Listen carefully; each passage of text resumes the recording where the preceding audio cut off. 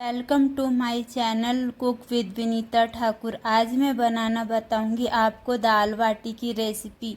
जो कि मैं दाल बना रही हूँ, इसको अच्छी तरह से दाल को धो लेना, हल्दी डाल के 2-3 सीटी आते तक पका लेना है। फिर कढ़ाई में मैं तेल रख दूंगी, उसमें थोड़ा हींग डाल दूंगी, थोड़ा कड़ी पत्ता डाल दूंगी, थोड़ा जीरा राई डाल दूंगी और अच्छी तरह से पकने दूंगी। फिर थोड़ी सी लहसुन कट करके रखी थी वो डाल दूंगी। इन्हें डालने के बाद हम उसमें हरी मिर्ची डालेंगे, जो कि 5-6 मैंने कट करके रखी थी। फिर एक प्याज डाल दूंगी। प्याज अच्छी तरह से सीख जाएगी, फिर उसमें मैं थोड़ा सा नमक डाल दूंगी, 1.5 चम्मच नमक डाल दूंगी। कि 2 कटोरी दाल थी तो मैं उसमें 1.5 चम्मच नमक डालूंगी। फिर टमाटर डाल दूंगी, जो कि मैंने एक कट करके रखा था। फिर उसमें 2 चम्मच लाल मिर्च पाउडर डाल दूंगी और आधा चम्मच गरम मसाला डाल दूंगी। और इस तरह से मैं दाल को फ्राई कर लूँगी अच्छी तरह से। दाल में उबाल आ जाएगी तो फिर मैं उसमें हरी धनिया डाल दूंगी कट करके। ये दाल तैयार हो गई। आज मैं बताऊंगी मल्टीग्रेन आटे की बाटी बनाना, जो कि मैं सारे आटे मिक्स करके इस तरह से छान लूँगी। जिसमें मक्के का आटा आधा किलो, ज्वार का आधा किलो बाजरे का और आधा किलो गेहूं का आटा, चारों आटा को अच्छी तरह से छान के मैं एक डिब्बे में भर के रख देती हूँ। जब भी मुझे मल्टीग्रेन आटे की रोटी या कुछ बनाना होता है तो मैं इस आटे को यूज कर देती हूँ। इस तरह से अच्छी तरह से छान के मिक्स कर लेती हूँ मैं।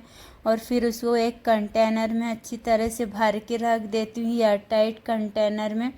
बहुत ही अच्छा रहता है। फिर मैं ये 3 कप मल्टीग्रेन आटा लूँगी और इसमें मैं आधा कप सोजी डालूँगी। इसको इससे अच्छी तरह से सोजी डाल दो तो थोड़ी दानेदार बाटी बनती, बहुत ही अच्छी। आप भी ज़रूर ट्राई कीजिएगा। थोड़ा सा मैं आधा चम्मच बेकिंग सोडा डाल दूँगी। फिर 1 चम्मच मैं अजवाइन डाल दूँगी क्रश करके। फिर उसमें मैं नमक डाल दूँगी अच्छी तरह से। और 1 कटोरी में फ्रेश मलाई डाल दूँगी। अगर मलाई नहीं है तो फ्रेश दही भी डाल सकते हैं आप। बाकी मलाई डालने से बाटी में बहुत ही अच्छा टेस्ट आता है। आप ज़रूर ट्राई करके देखिएगा मेरे तरीके से बाटी बना के। इतनी टेस्टी बनेगी ना बाटी कि आपको क्या ही बताऊं। फिर इसको 10 मिनट के लिए आटा लगा के रख देना है।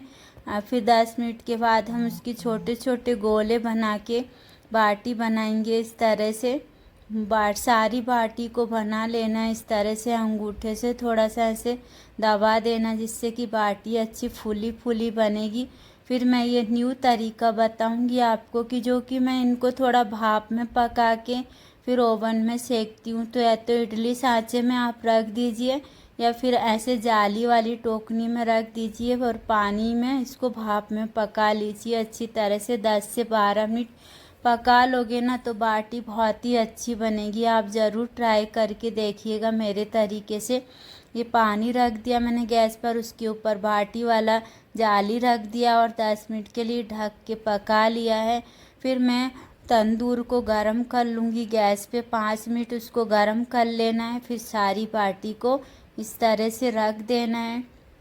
मेरी बाटी बनाई हुई सबको बहुत पसंद आती है, बहुत ही इंटरेस्ट से खाते हैं सब लोग और बहुत अच्छी भी बनती है।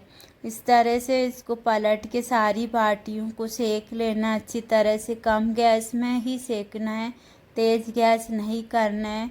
सारी बाटी सीख जाएगी। फिर हम इसको घी में अच्छी तरह से घी डाल लूँगी मैं। ये मेल्ट करके घी डाल लिया है। अब इसमें सारी बाटी को डुबा के नहला के बाटी को इस तरह से मैं रख दूँगी डिब्बे में। गरम गरम बाटी है तो उसमें घी डाल के इस तरह से रख देना है सारी बाटी को घी में डाल के। बहुत ही ज़्यादा घी लगता है इसमें। आप इस तरह से रखो तो बहुत ही अच्छी डिब्बे में पैक करके रख दोगे तो ठंडी भी नहीं होगी। इस तरह से मेरी